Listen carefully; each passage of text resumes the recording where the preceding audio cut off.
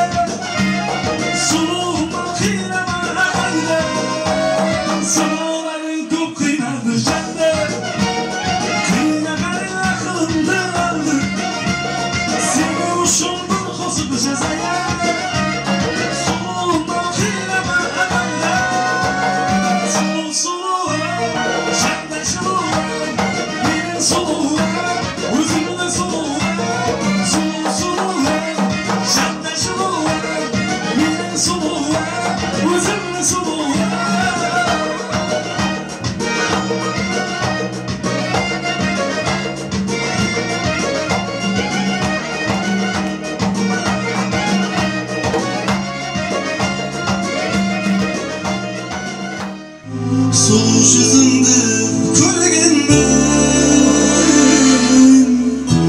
Işığı bolsa azap ekin ya Özüm aytanmastan sürgenmen Sezimlerim yetermegen ya Sulu yüzünde körgenmen Işığı bolsa azap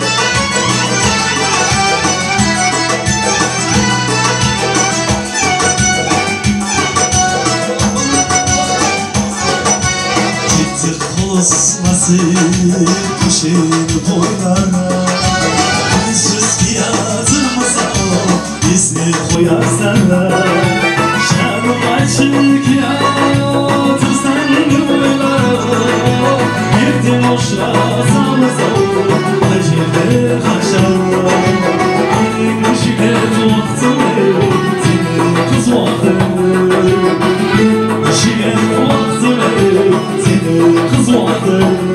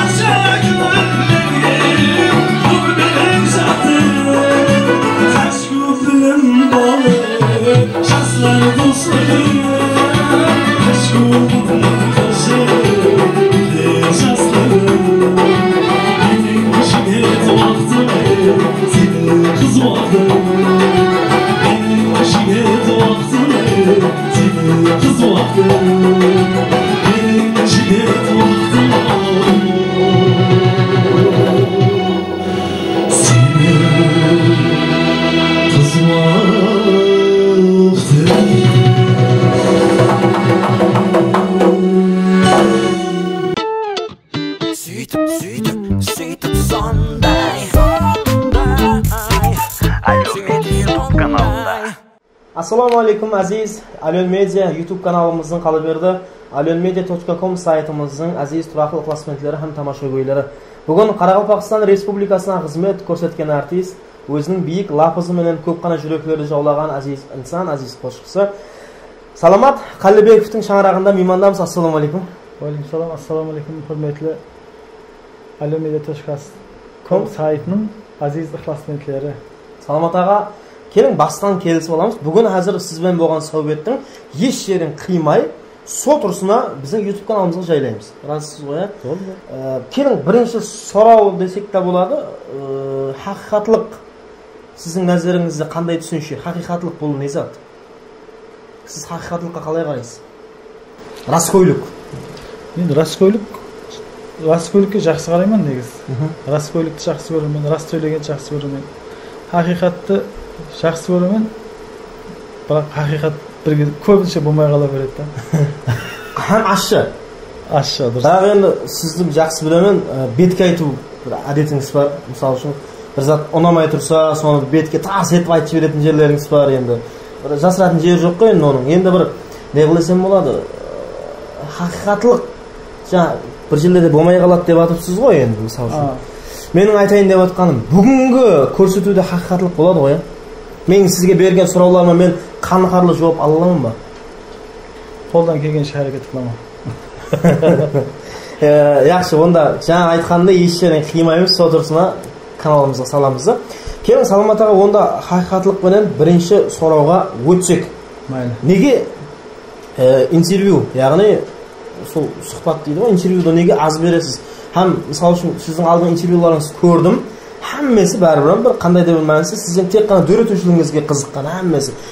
Jeki o'mringizga emas, misol uchun boshqa bir qiziqadigan taraflaringiz ko'p sizning. Tek qana Salomat Qallibekov deganda qo'shiqchini ko'zimizning oldiga keltirmay, Adula aka, yaxshi inson, sonday bir tariflaringiz bor. Men bilaman, yaxshi do'st misol. Men aytayin deb atqanim, nega intervyu beruvdan ko'pincha qashasiz? Shu qiziqmadi. To'g'risini aytsam,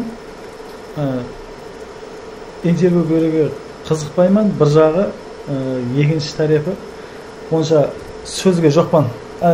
Сөзге жауап емес, андай неге камераға келген уақытта сөзге онша не қылып қаламын. Былайынша өмірді қатырамыз. Ал бірақ білмеймін, қатыратын шығармын, сіле білесің. Өмірде қатырасыз бәрібір. Енді бәрібір камера мысалы жақсы қазір дерлік менің ойлауым бойынша 20 жылдың ар жағынан бері халықтың қызметіндесіз. Той томалақларда енді сол уақыттан бастап камерамен істесіп жатырсыз. Неге соққа деймін, сол камерадан албараушылық деген сезім қалмаған ба сізде? Камерадан албараушылық болғанда тойларда той басқа, бәрібір сахна басқа, интервью басқа. Жауапкершілік бар. Мәселен, қайта бұрынғы уақытта тойларда қызметте тұрғанда камера келсе кет дейді. Бүгін арқайым болсаңыз болады. Бүгін бетінде маскасы барларды қалай танисыз?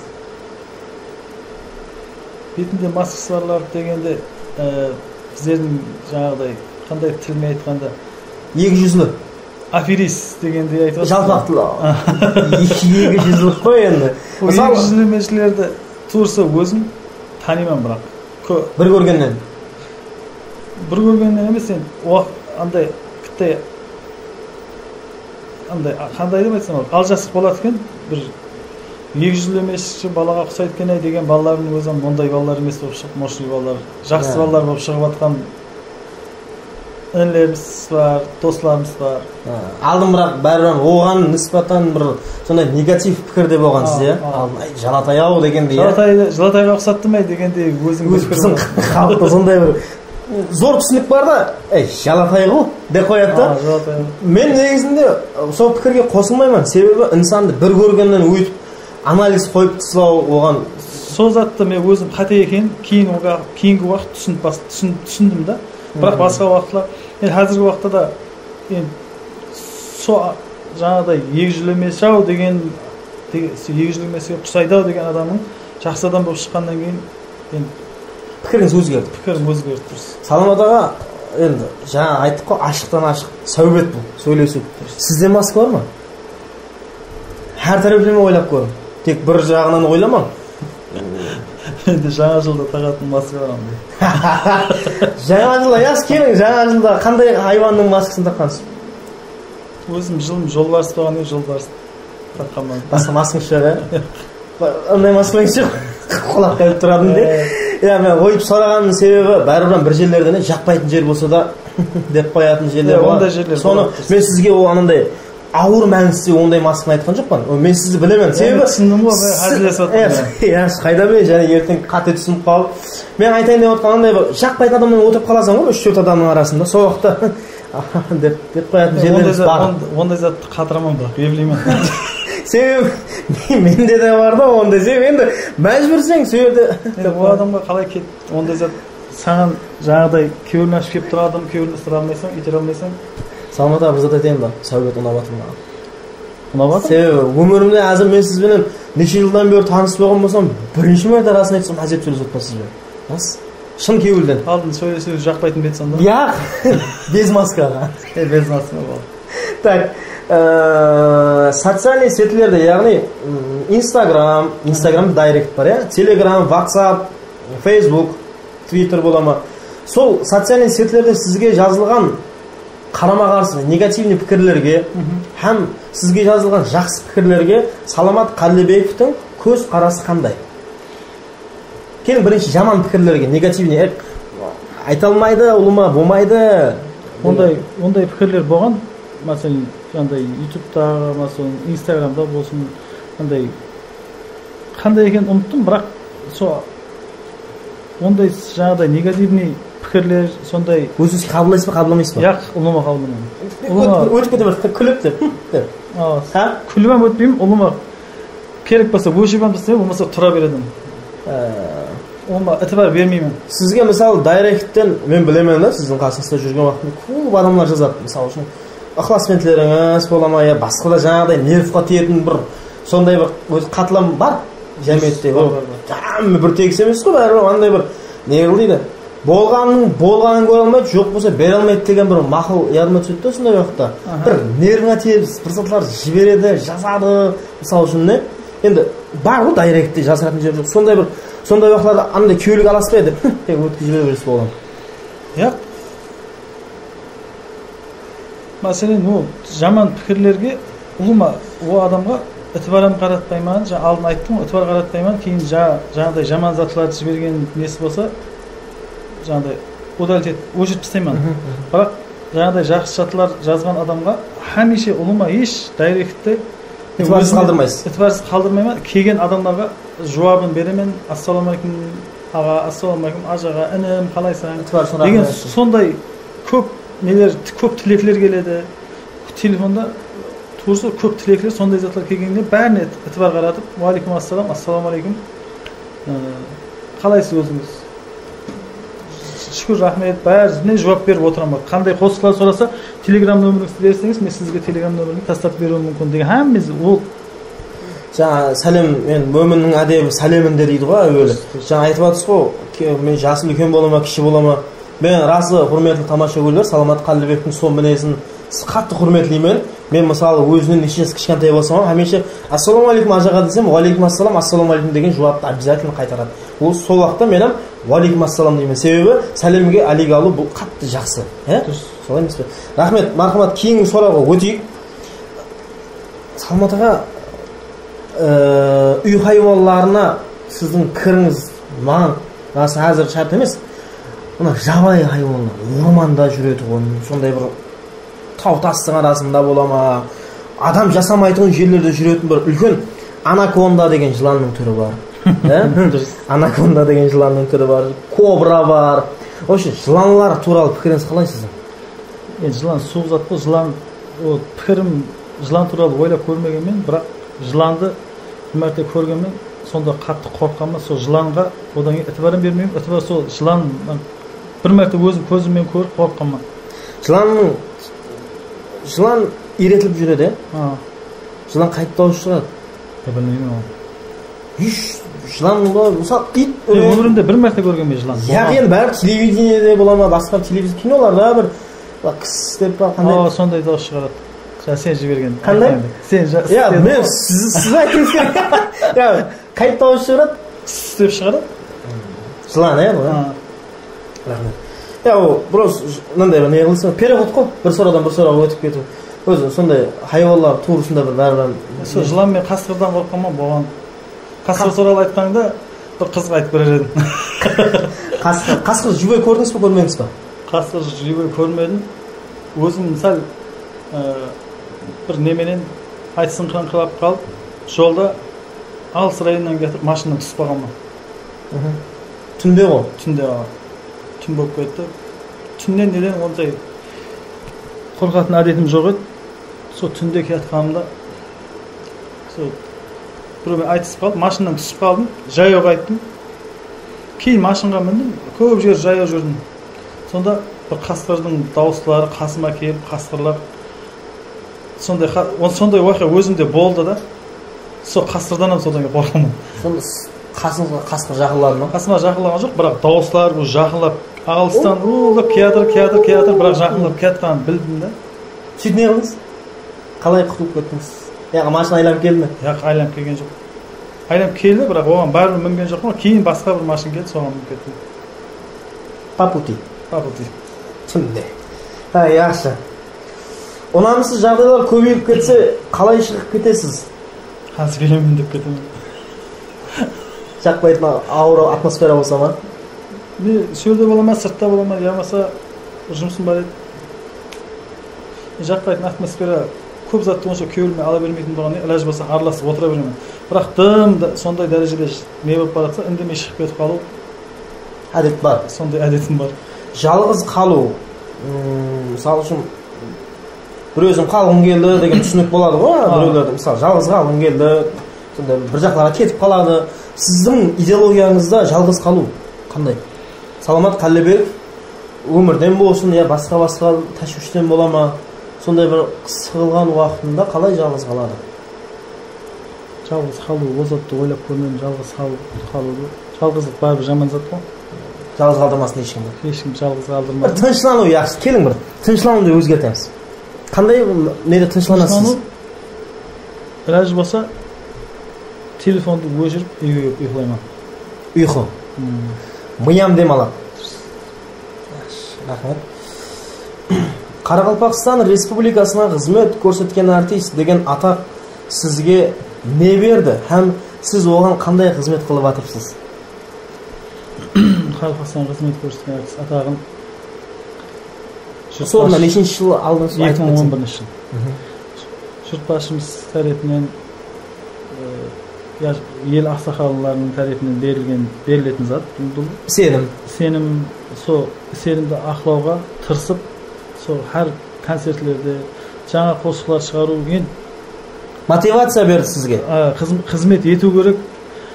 Сол атаққа лайық қызмет ету керек деп ойлаймын. Жақсы қосықлар істеу. Біздердің продукциямыз дейді қосық қой. Қызмет істеп шығарушы. Сол қосықлар жақсы, халыққа ұнайтын қосықларды, даже болса халыққа ұнайтын қосықларды істеп шығару деп ойлаймын. Енді Саламат Қалибеков болғаныңыздан, енді Құдайға шүкір, сондай бір сіз бәрібір ел халықтың арасында танықлы адамсыз, мысалы үшін да. Енді менің ата-анасы баласының мысалы Саламат Қалибековтың папасы ғой, Саламат Қалибековтың мамасы ғой деген атты әмеде естігісі келеді. Өзінің баласының арқасынан. Мен енді сіздің ата-анаңызды жақсы танимын, олар сондай бір мақтаныш сезімдерімен жүреді әмме уақытта. Енді дұрыс мақтану керек, сондай жеткізгеніне шүкірлік етіп бәрібір да. Мен айтайын деп отырғаным, сіздің перзенттеріңіз келешекте сіздің ізіңізді қуаман, көркемөнер тарауында, мәдениет тарауында қызмет істеймін десе қалай қарайсыз? Ләж болса қосыш қылдырмаймын. Неге? Бәрібір ауыр қосышлық бәрібір аңсат емес. Оның үстіне қыз балалар, Құдайдың берген 2 қызым бар. Жаңа бір қызыңыз шай әкеліп кетті. Сол үлкен қызым. Ол қосықшылық қылмауға, қосықшы болмауына әрекет етемін, түсіндіруге әрекет етемін. Хобби қылып айтсам, қарсы емеспін. Рахмет. Енді біздерде бір Саламат аға көрсетуімізде бір рубрика бар. Бұл рубриканың аты қоңырау деп аталады. Қоңырау, яғни сіз бір өзіңізге жақын, сізге жақын болсын, маған жақын болсын. Мен сізге қазір бір адамды айтамын. Сол адамға звонок етесіз. Телефонды ортаға қоямыз. Телефонды громкіге қоямыз. Телефонды громкіге қойып, дауыс қатты шығады ғой телефоныңыздан. Телефонды громкіге қоясыз. Мен сізге қазір не деп айтатыныңызды айтамын. Сіз Қарақалпақ эстрадасының жарғы уәкілдерінің бірі, жақсы қосықшы, жақсы мелодист композитор, жақсы аранжировщик Қуат Аметовқа звонок етесіз. Қуат Аметовпенен көп істескенсіз сіз. Неше жылдық жораңыз, достыңыз. Қуат Аметовқа шығасыз. Бәнен өзіңіз айтасыз ба, мен айтайын ба? Не деп айту керек екен? Өзім тауаман десеңіз? Енді қазір уақытта сол Қуатқа барып істейтін қосықларым бар еді. Бірақ енді оны айтсаң қазір кел деп қалсам, бәрі барамын. Яқшы, онда мынандай қылайық. Сол Қуат Аметовқа звонок етіп, қандай да бір оның нервына тию керек болып тұр да? Оның нервына тимей тұра берейік. Ертең көрсетуді съемкада едік деп айтылады ғой, ол неге? Енді қазір бәрібір көрсету оның үстіне кесілмейді, монтажланбайды деп жатсыз. Бәрібір енді жаңағыдай жақсы, мынандай қылайық. Ауылдан ғайыптан тайып, онда сленген прием істейміз. Ауылдан ғайыптан тайып, бір жиенім дейсіз бе, ажағам дейсіз бе келіп қалды. Сенің болды ізлеме менің өмірден деген қосығын жақсы көреді екен. Мен інім дей қойып, қоймай адып соны Қуат айтып берсі ілтимас дейді. Мен громкіге қойып қалмын телефонды. Алдын сленген прием, сонда да сіз жаңағыдай деген емес, сізге басқа жолын тауып беріп отырмын. Қуатқа звонок етесіз. Қуат Аметовқа, қалай Қуат, қарма жора, аман сол, бұндай аман түгіл сұрасып болып. Передача екенімізді, съемкада екенімізді айтпасақ енді бәрі қолай сөйлеп жіберсек енді бәрібір сөйлемейді деген жібереміз қолай сөйлеген жер. Қуат Аметовке деген адамдардың ықылас-ниеттері бар, мәселен, оған қолай сөйлемейді. Кейін Саламат осы уақытқа дейін ешкім қолай сөйлеген жоқ, сөйлемейді. Қайсы қосығын деймін? Болды ізлеме мені өмірден, шаршадым жалған сөздеріңмен.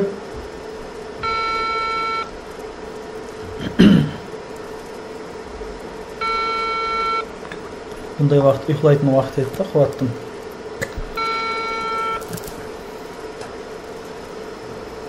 Алсаңам жақсы, алмасаңам жақсы. Қуат.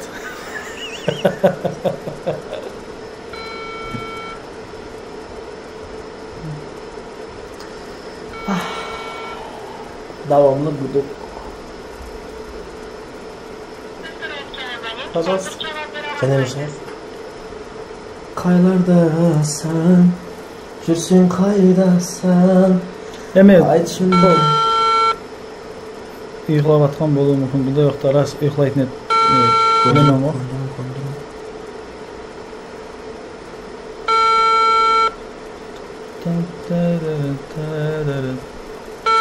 Buldu izleme Meni өмірден. yine ömürde. MP3'ni koyup versem bulamam. YouTube'dan. Ya. Şaşadım жалған.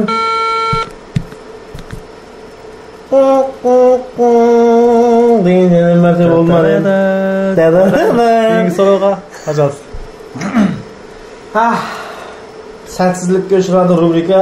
Демек, ендігі саннан бастап рубриканы өзгертеміз. Басқа рубрика табу керек екен. Yaxshi.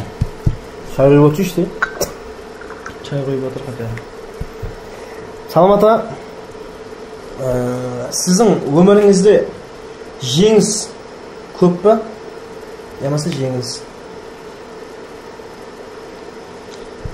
Енді істеген минетлеріңізге қарай. Екеуі де тең ба? 50-ге 50 десең болады. Не үшін? Ондай hem болған. Кеңлеу тоқталып кетсеңіз болады. Кеңлеу? Жеңістерім көп деп ойлаймын. Мәселен, сонша қосықшы бар, сонша сол талапқа ел халықтың назаріне жаңағыдай назаріне түсуді қалап жүрген көп адамдар бар. Мәселен, сол назерге түсудан, мәселен, жеңісілік бір аумет деп сондай зат деп білемін да. Дұрыс айтып отырмын ба? Одан кейін жеңілістеріңізді қалай тарифлеп бере аласыз? жеңілістіктерін тарифлеп беруге қазір кешіресіз, нені? Жеңілісіңізді, яғни ұтылып қалған жағдайларыңызды. Енді ұтқан жағдайыңыз жаңағылар, мысалы үшін сіздің халыққа танылуыңыз, мысалы үшін сол атақ алуыңыз, халықтың керек болмаса ерке перзент болып жүруіңіз, сіздің бұл жеңісіңіз, Құдайға шүкір. Құдайға шүкір. Ата-анаңыз, бала-шағаңыз алдыңызда, туған туысқаныңыз, дос-жараныңыз. Енді бәрібір ұтыс бар, жеті ұтыс бар. Обязательно болады ғой. Сондай ұтылыстарыңыздан кітап бір келтіріп бере аласыз ба? Мысалы, тамаша ойге расын айтқанда сіздің қосықларыңыз, мен бір зат айтайын. YouTube-та, әлеуметтік каналында болсын, не басқа социальный тармақтарда болсын, сіздің қосықларыңыз әммесі бар. Саламат Қалыбеков десе, сіздің репертуарыңызда қосықлардың бәрі шығады. Народный қосық, эстрадный қосық. Енді мен айтайын деп отқаным, сіздің өміріңізге байланысты, сіздің автобиографияңызға байланысты ондай бар мағлұматтар жоқ. Енді келешекте мысалы сізге қызыққан адам сөйтіп сондай деген біздің көрсетуімізге кіріп, сіз хақыңызда мағлұмат білсе болады. Мен айтайын деп отқан, ұтылыс дегенде сіз нелер түсінесіз? Мысалы, ұтысыңызды естіп, ұтылысқа да бір тоқтап кетсек. Енді бәрібір жаңа айтқаныңыздай жеңіске жетілу үшін жеңіліс керек. Бірден қайдам қиыншылық. Мен қиыншылық көрген уақытларым болды. Енді бәрі оны тарифлеп, ол қиыншылықтарды айтып бергім келмейді, айтып бермеймін анам турс. Айтылмай ақ қойсын. Айтылмай ақ қойсын. Қиыншылық болған уақытлар бұл ұтылыс көп болды менде. Не, ең бірінші тапқан табысыңыз қандай таптыңыз? Ең бірінші есіліп көрің. Сірә жақын атырапта емес қой енді ол. 20 жылдың ар жағына кетіп қалуыңыз мүмкін. Ең бірінші ойлап көрің, сізге де қызық шығар, ұмытып кеткен шығарсыз мысалы тапқан табысыңыз. Ең бірінші тапқан табысым әуел Алла ғой, бәрібірім атанам себепші. Әкем Yamaha 510 деген Yamaha инструментін әперді. Сол уақыттағы 510. 97 жылғы уақия бұл. 23 жыл ма? 97 жыл сол Yamaha инструмент алып тойға шығып басылаған ма, бірақ енді турсы ядлай алмай отырмын. Бірақ сөз Yamaha'ны алғаннан кейін сентябрь айларында бірінші тойға шықтым. Сол уақытлар ең бірінші тойым Қарақалпақ эстрадасының жұлдызы ұстаз қосықшы Шыраз Нұраддиновпен тойға шыққанмын ең бірінші мәрте. Қасында ма? Ең бірінші тойым сол кісімен. Енді Шыраз ағаның өзіне har көргенде тойларда баса басып айтылып арқайын сөйлесе алмай жүрміз. Бірақ сол бірінші сол клавишник болып бардыңыз ба? Иә, сол Yamahaмен qo'lsig'am aytildi. Bu vaqtda Yamaha do'stlab chet olmayotgan to'g'risi. Biroq instrument sizniki. Instrument bizga so Yamaha men qo'lsig'i aytib borganmiz. Sonda menga ақша bergan. So tabis deb unutdim men biroq. Шамамен bir мынандай сарсайт дейтіндей. 1000 so'm, 1,5 soat atrap bo'lushi mumkin. Hozir menен шақсақ қандай болып қалады шамамен? Енді o vaqtda 1000 so'mның құны бар 1000 so'm ғой енді бәрібір. Hozir мен шақсақ. Ay bilmedim. Енді hozir гонорарыңыз келin айтпай qo'yaq, оны былайынша маған звонить етіп өзім айтамын. Саламат Қалыбековтың гонорарын тойға. Яғни енді бәрібір hozir шақсақ 100 мың бола ма hozirgi 100 мың? 150 мың, yo'q 150 мың, сәл көплеу болады. 150 мың atrap болып қалады, дұрыс су атраптар болып қалады. Шамамен бір қалтам ба? Сөйтіп шақсақ дұрыс келетін шығар деймін да. Значит, 1997 жылы бір қалта ұн 1000 сом, 1000 сом болған екен. Сондай емес? Білмеймін, бірақ су атраптағы пұлды алып, мен ақшасынан ядыма түсіп тұрған жоқ қазір. Қазір көзі көріп кетті ғой. Соны ата-анаңызға әкеліп бердіңіз ба? Қуанды. Әкеме әкеліп бердім бірінші. Басқаша енді қуанбаған білмеймін. Рахмет деп алды, оған басқа. 23 жыл өтті деп отырсам, 23 жылдың ішінде бір бала өсіп әке болатын уақыт келді ғой. Ой десейші. Рахмет. Енді Саламат аға, біздерде 2-ге 1 деген рубрика бар. Яғни таңлау. Бірге смырып кететін емес пе? Я болды енді оны тапсыз деймін. Мынандай сәтсіз болып қалды ғой енді. Қайтып шықпадым енді. Қуат шықпадым. Білемін, ұлайтын уақыты да. Палет қойып тастаған ба? Палетқа қоймадым. Жақсы шықпай қойсын. Мынандай қылайық, Саламат аға, мен сізге таңлау 2 вариант беремін, соның біреуін таңлап отырасыз. Шоу бизнес, ямасы той бизнес. Шоу бизнес бар ма сіздің пікіріңізше? Кем сол сұрады, кетті бір. Шоу бизнес біздерде рауажланбаған. Онда, значит, той бизнес қасызсың? Енді дым той бизнес емес, концертлер, мәселен, Өзбекстан Республикасы филармониясы, Қарақалпақстан Республикасы бөлімі қосушысымен, филармонияда қосушысымен мемлекетті беріп қойған, айлығы бар. Той ол енді басқа зат бар. Қосымша дарамат. Қосымша дарамат. Клиптің сапасы қызық па сізге, ямасы саны қызық па? Сапасы қызық. Сапасы қызық. Соғыққа неше клип істедіңіз? Шамамен. Шамалы. 15-20. Мен қосықларым сол жерде айтып кетейін да, бір клип телевидениеге болсын, радиоға болсын, сондай интервьюларға шақырғанда клип сондай істеп жатсыз ба деп келгенде, яқ дейтін едім, істеп жатқан жоқпын. Сіз айта аласыз. Яқ, істеп жатқан жоқпын деп айтатын едім. Сол айтқаныма қарап айта жақпан да, клипке онша қызықпайтын едім, жақынға дейінгі аралықта. Сен өзің себепшісің, Әлібек Құдайбергеновпен таныстырған сен, сол жігіттің сценариймен жазылған көп клиплері қазір ісленіп жатырды. Сұлуым, күліпкелер, күліпкелер, және бір-екі клиптер ісленіп жатырды, қазір кіттай бір себептермен тоқтатылып тұрды. Оны бұда қараса тез арада тоқтасым етілеген. Үнәм етеміз. Значит, сізге сапа керек, е? Сапа керек. Танкі ямасы трактор? Танкі, трактор. Ар жағында басқа мәнісілі болмаса танкі. Неге? Енді танкінің, мысалы сіз танк алатындай қайдан үмкәлеп жоқ шығар деп ойлаймын, трактор алуға болады мысалы үшін. Нейді? Қандай еді? Танкі керек болады сәрсек. Енді бәрі қайықтан білейін аға. Жаңа аяқ бір 28 деген ба тракторның несі бар, ұмытып қалдым ба? МТЗ 28. Сондай бір нелер бар ғой, е? Беларусь деген тракторлар бар ғой. Значит, танкі. Сенімге кіру аңсат па, ямаса шығу аңсат па? Сізге. Сіздің сеніміңізге кіру аңсат па, шығу аңсат па? Саламат Қалыбековтың. Сенімге? Сіздің сеніміңізге? Мен өзім сенушенімін бірақ.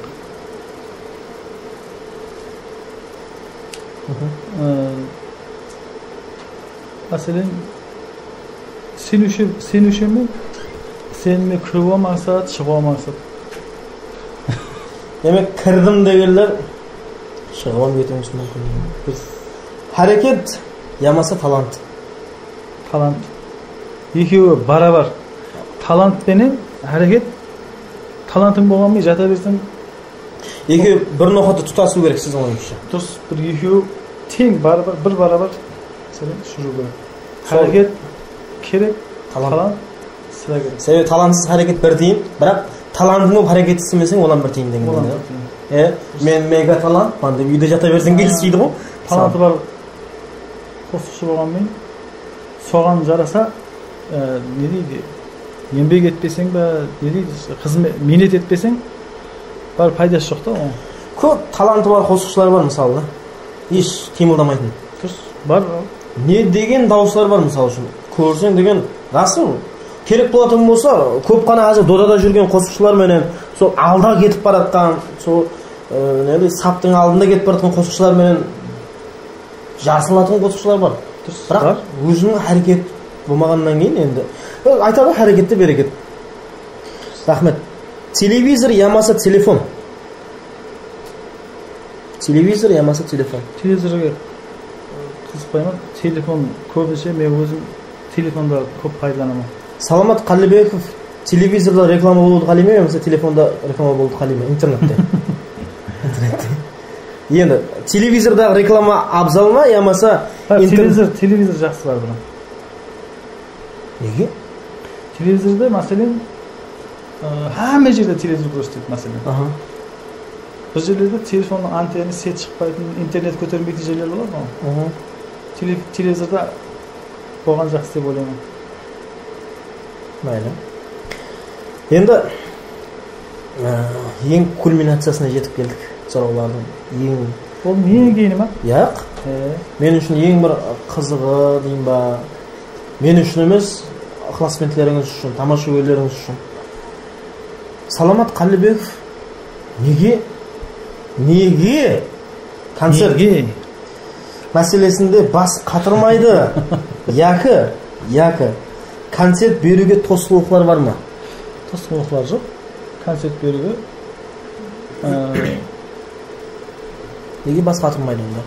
Бас қатырмын, бірақ сол негедір сол 2 жыл davomында концерт беруге мәселен 3 ай алдын, 4 ай алдын күнін белгілеп, сол концерт қыламыз деген уақытқа дейін келіп рекламаларын шығару керек деген уақытта негедір мен өзім тоқтап қала беремін. Я ұсыны әуметсіздік шығар деп ойлаймын. Негедір 2 жыл қатарына концерттің күнін белгіленді, концерт берілетін болды, 3 күн қатара концерт. Сондай баннерлерге заказлар берілді, билетлерге заказлар беріліп, билетлер шығады, плакатлар, афишалар, жаңағы баннерлер шығады деген уақытта негедір аяққа тарту емес, мәселен өзім қорқыныш пайда бола ма, я соған қызықпаушылық па, негедір бір зат болады өзіме түсінбеймін оны. Енді әмменің сұрауы, тек менің сұрауым емес, биыл 2020 жыл мысалы Құда қаласа сіз концерт беруіңіз мүмкін ба, ямаса биылам сондай бола ма? Құда қаласа беруім керек.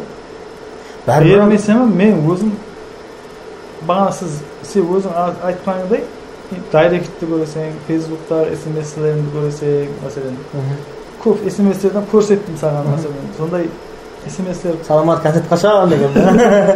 Сол концерт қашан бересіз аға, сол Саламат Қалибеков, сіз неге концерт бермейсіз? Сіз концерт берсеңіз, мен өзім Қазақстан, жаңағыдай шетелдерде жүрпейін дегендей нелерді айтады. Сіз концерт берсеңіз, мен обязательно барамын. Ауылға қайтамын. Сіздің концертіңіз үшін қайтамын деген адамдарым болды.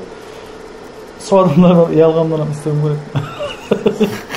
Бірақ өзің үшін емес, біреу үшін ба?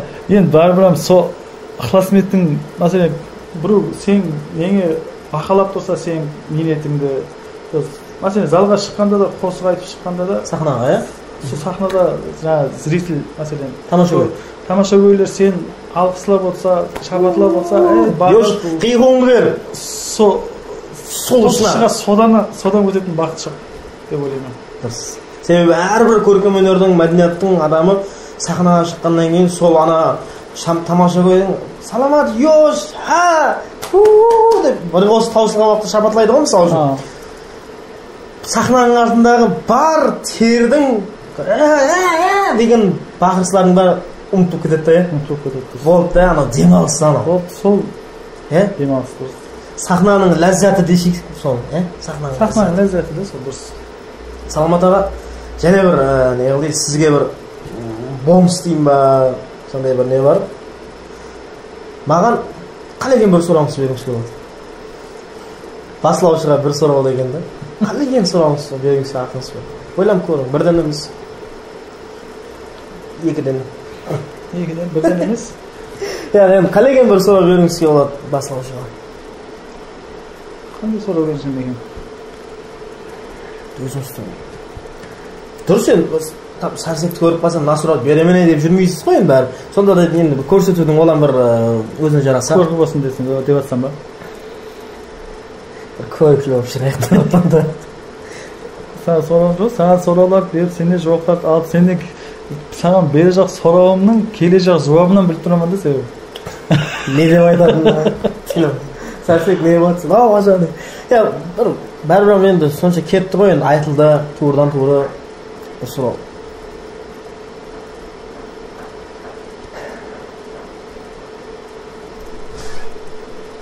Сұрау еш ойыма келмей жатыр рас. Қандай сұрау берерім? Көбінше бірге жүріп, көбінше қасымда жүргеннен кейін. Мейлі. Кейін өзіңіз бір ядыңызға түскен уақытта сұрасаңыз болады онда. Неге еріншексіз, Саламат аға? Сілер барсыз ғой, содан кейін. Ізіндегі буым бар ғой дейін. Енді бәрібір сіз ізіңізде алдыңызда да арқа сүйіп, сонша мысал үшін сізге саламат ешіп тұрған ағалары бар, інілер бар. Көп ондай. Сонда сіз екі ортада бұлаям сүйенетін адам болғаннан кейін еріншексіз ба? Мен тым еріншек емеспен ғой, мен әзір есіп атқан еріншекілік бар бірақ, оны мойындаймын. Еріншекілік бар.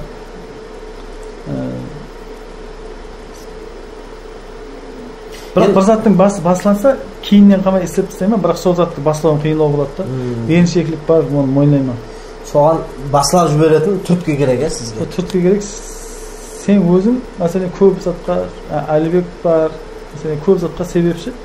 Сен, аға, мәселен, мына студияға барып, нағос істеп қайтайық деп айтып, мәселен, түрткі беріп, түрткі болып, мәселен, соқосқылар істеп қайтқан уақытлар көп болып тұрсыз ба? Сен себепшісің, мәселен, жүр кеттік, аға, барып қайтайық, мына студия нағос шығарып қайтайық деп айтады. Сол жағат маған? Мағанам жағат, еріншек адам, конечно жағат. Бір қотлап тұрса, рахмет. Адлаға дейшек қол. Адлаға кейінге адлаға дейшек қол.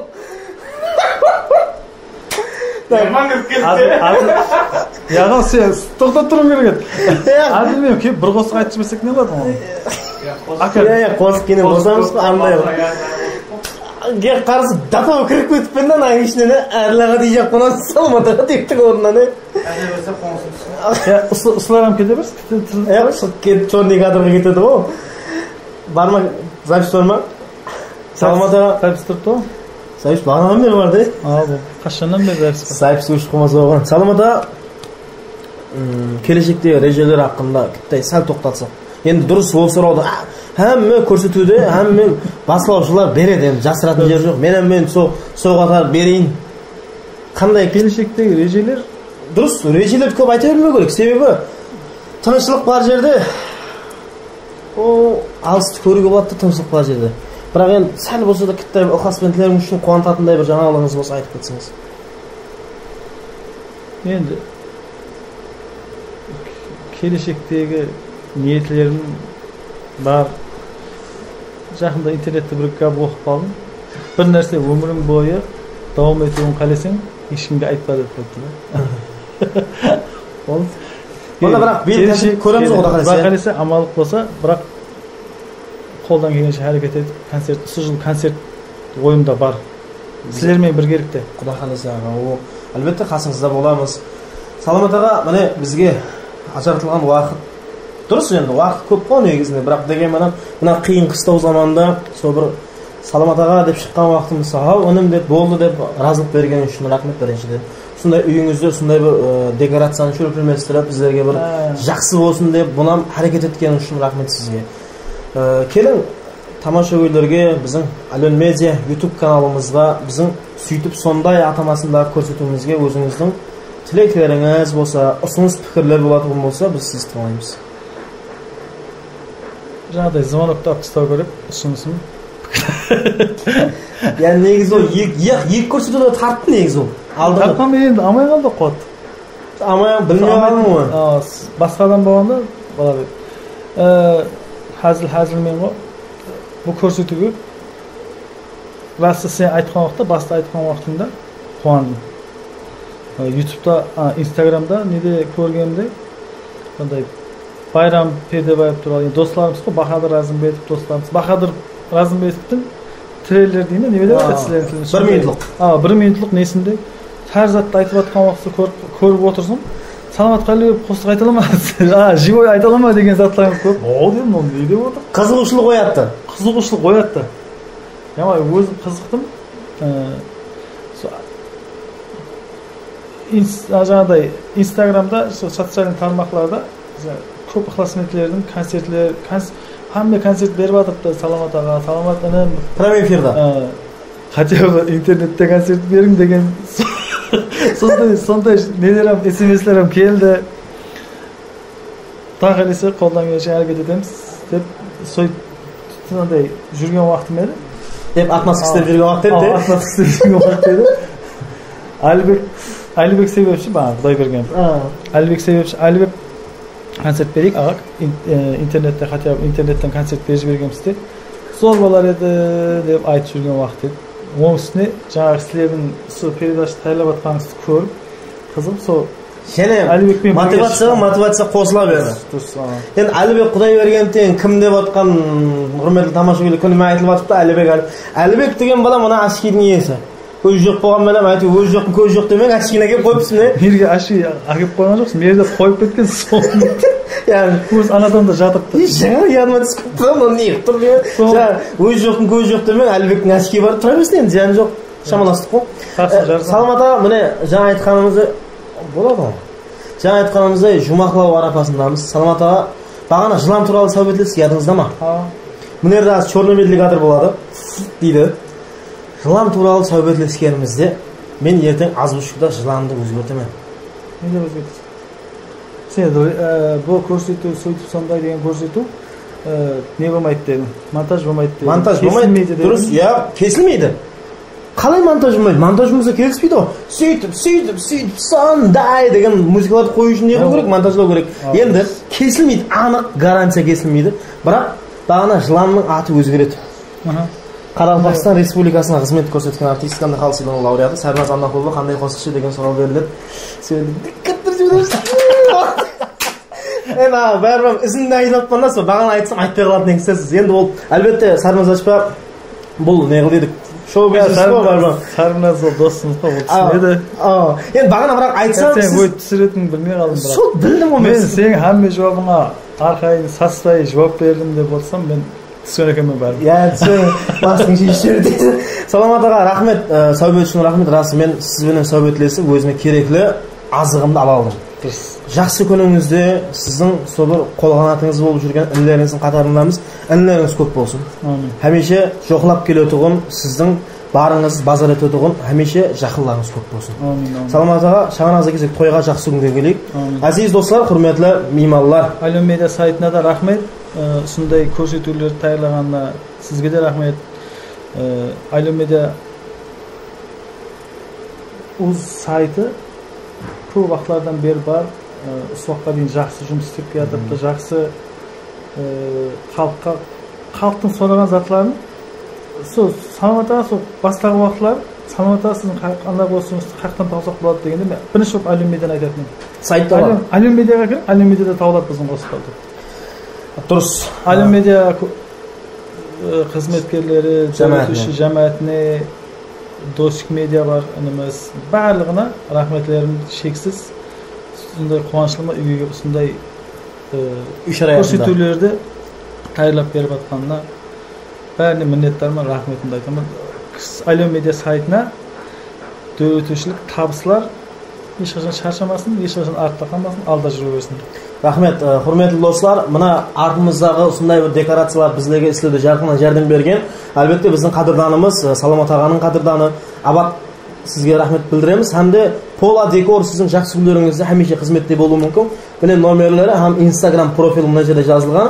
Albatta Pola Dekorga siz seni sizning to'yingizni safal turda o'tkazib beradi. Pola Dekor bu siz bilan birgalikda hamisha. Pola Dekor Abad Chang'ada o'z oldiga rahmat. Beknazar do'stimizga rahmat. Shunday dekoratsiyalar qurib berayotganda, istab berayotganda rahmat aytib beradi. Qadrdonlar, biz usulning bilan ko'rsatuvimizni jumoqlaymiz. Suytib, sonda 3-sani Qoraqalpog'iston Respublikasida xizmat ko'rsatgan artist Salomat Qalbekov shangrog'idan to'g'ridan to'g'ri yeshcher kesilmay tek bir yer montajlatib tayyorlandi. Rahmat, yaxshi kunda ko'rishguncha. Rahmat. Suytib sonday Aylon Media kanalida.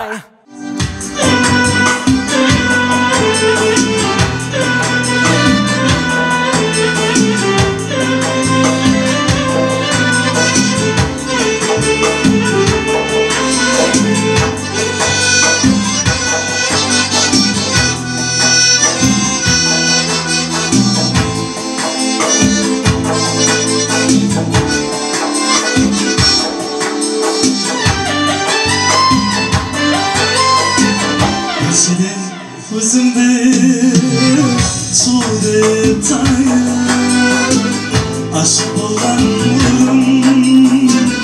özge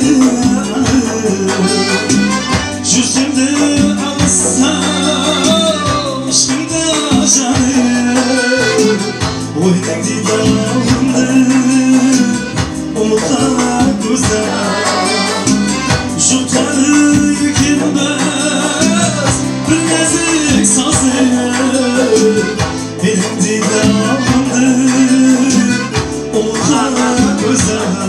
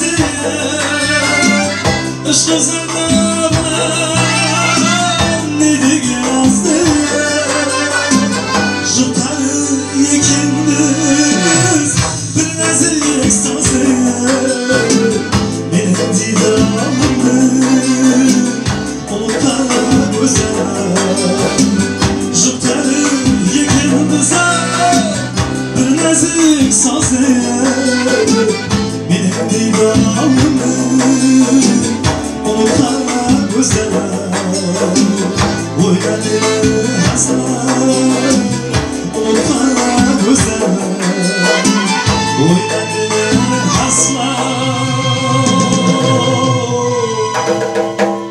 Unutma güzel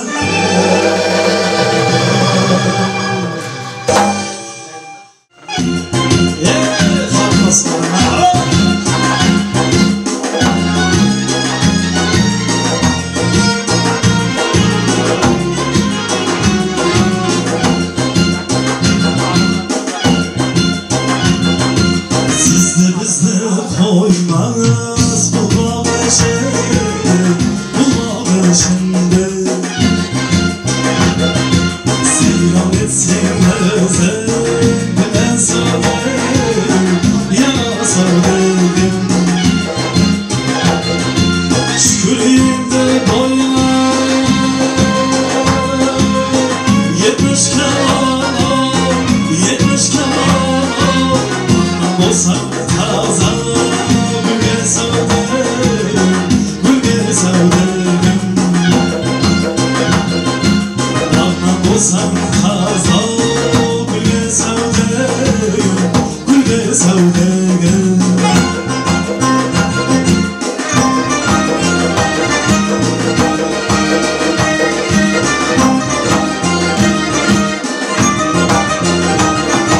Şevriye cazir bela Vafa eğlenme, şafa eğlenme Hızlı güler adaya Vafa eğlenme, vafa eğlenme Her gün safiye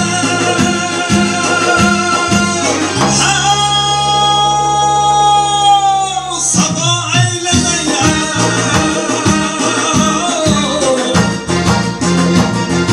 Söşeyler yelge savdek Yelge savdek Yelge savdek Yelge savdek Yelge savdek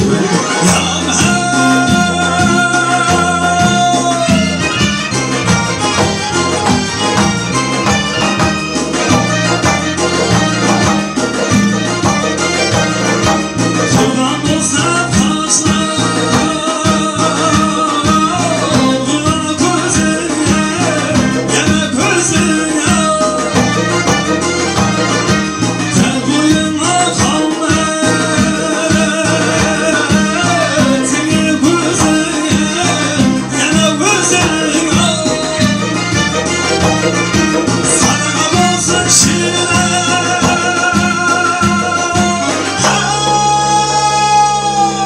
Canım sözüne yer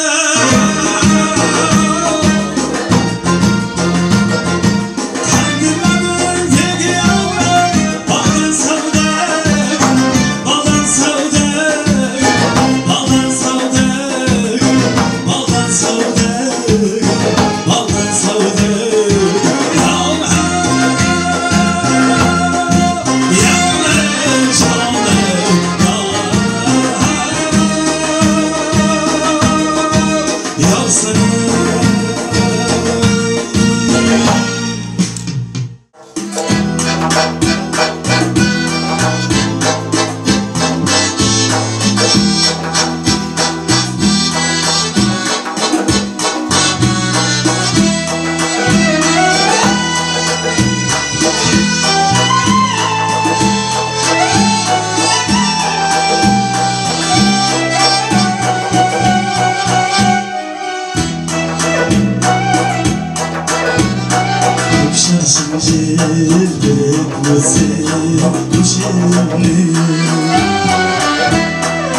İntizarım bulup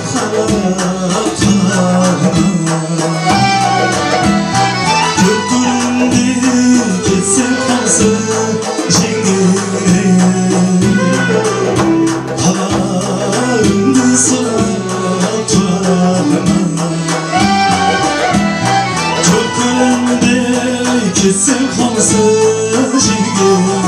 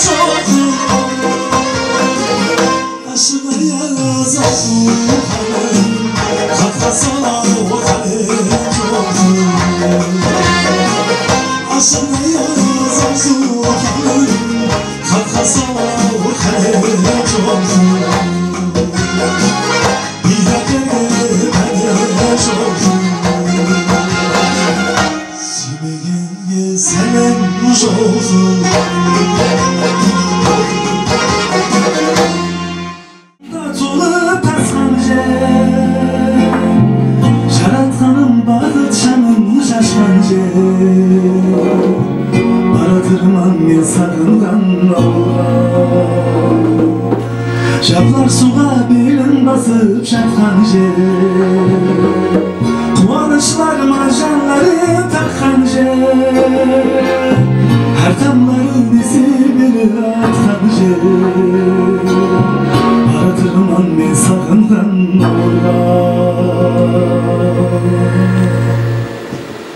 Ağam şapkan ağlarına şuurum Nizenemden ölesimdi suarım Uzgen yedim bu toprakta tuğla Baratırman me sakıngan Atam aytkan akılların sağında Abam aytkan akılların sağında Şaslığımның men kuvasın sağındım Meni жүрмен мен сағынған ауылға Ауылға Баратырман мен сағынған ауылға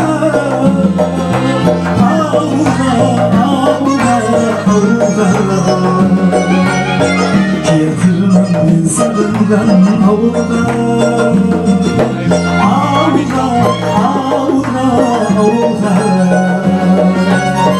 Baratırman men sağıngan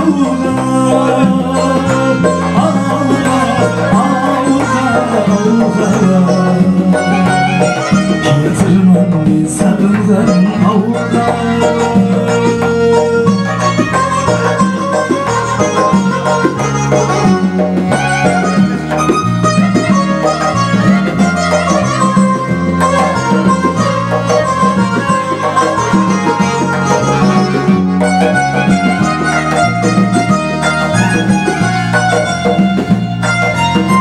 Bilselgin ilhamatlı şahamda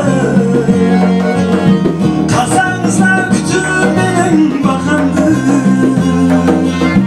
Malım bastım kurup atam afandı Şükür jettim men sağıngan auga Atam aytkan akılların sağında Atam aytkan akılların sağında Şaslığımның men kuvasın sağındım Жаны жүрмен мен сағынған ауылға Ауылға Батырман мен сағынған ауылға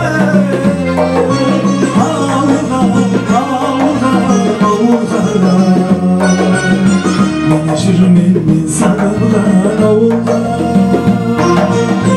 Адам шапқан наларына жуырып Есенімнен өлесімді суырып Өзген едім бұл топырақта туылып Баратырман мен сағынған ауылға Ауылға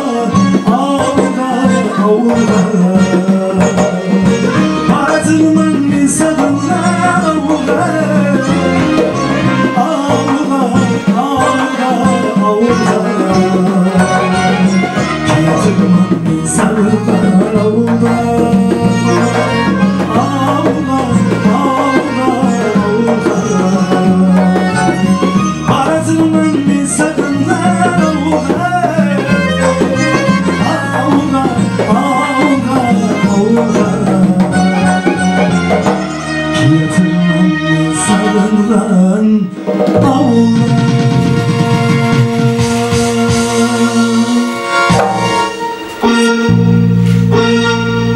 Kalbimdeki gülüm derdim özüngdime, ıntık bolup kütken edim özüngdime.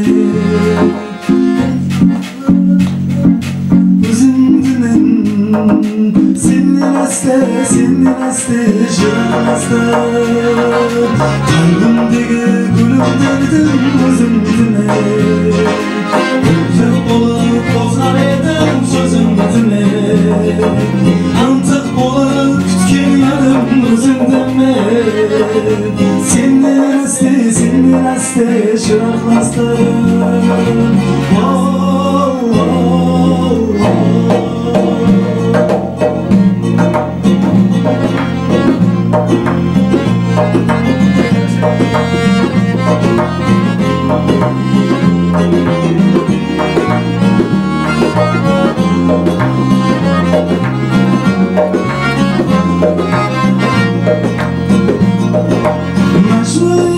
Maşgul bolup kalkanım var, tizimlerge zavazlatqa alganım var.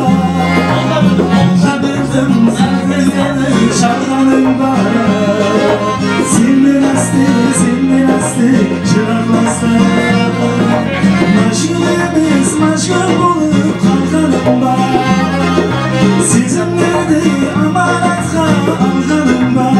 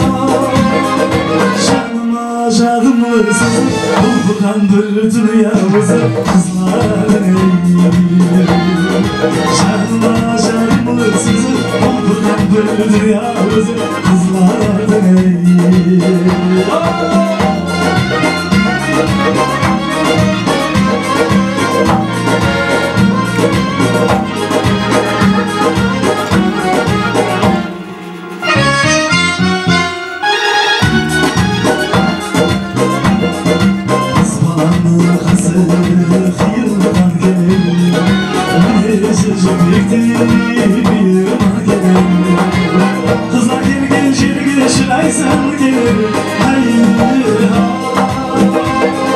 Şıklıgan bir dünyamız, жұлдызларға ұқсар kızlardın ey. Бұлдырған bir dünyamız, жұлдызларға ұқсар kızlardın ey.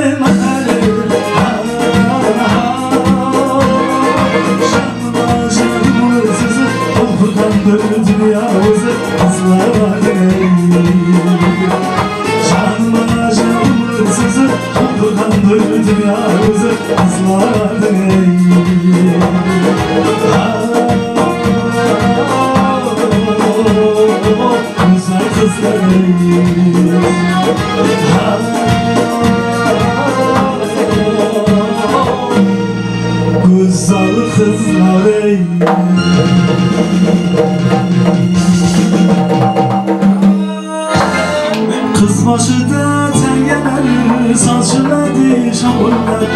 Yar yaraysa yengeler, yürek yandır avurlar. Kız başıdan tengeler, saçıladı şavurlar. Yar yaraysa yengeler, yürek yandır avurlar. Ay tulum bulgen kişe, yar gelin bulgen kişe. Yüreğimden ayrıldım, gülkümüm solgen gece. Yüreğimden ayrıldım ey, gülkümüm solgen gece.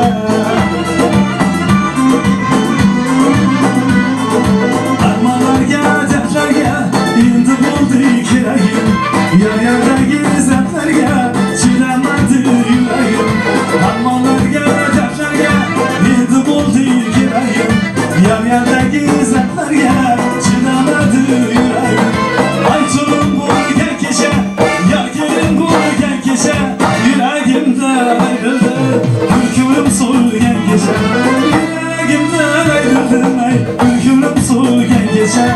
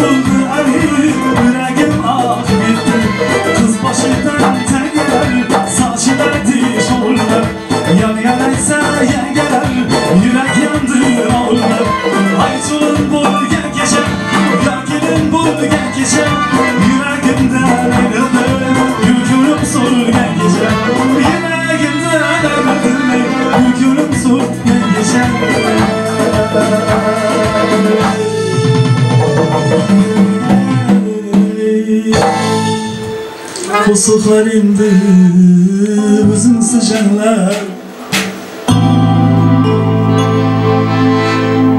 Sulu yüzünde körgenden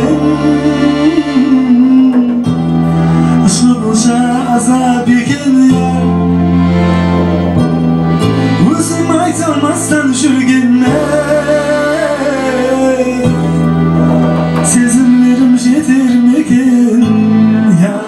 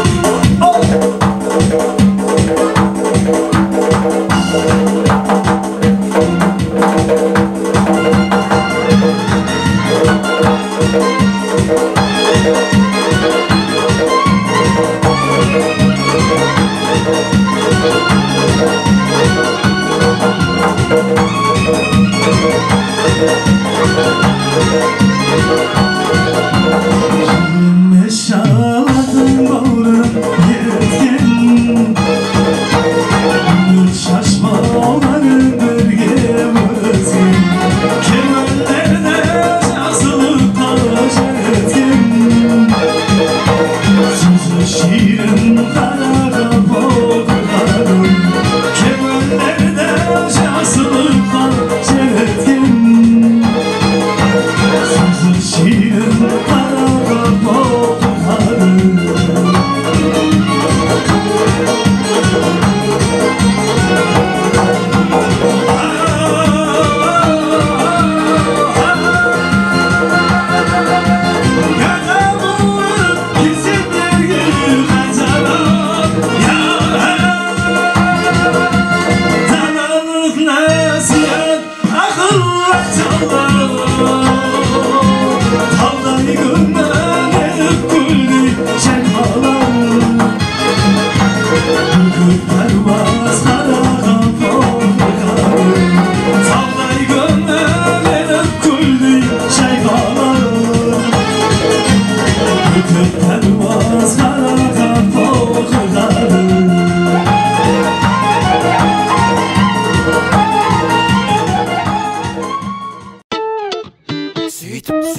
Сөйтіп сондай Альо медиа каналында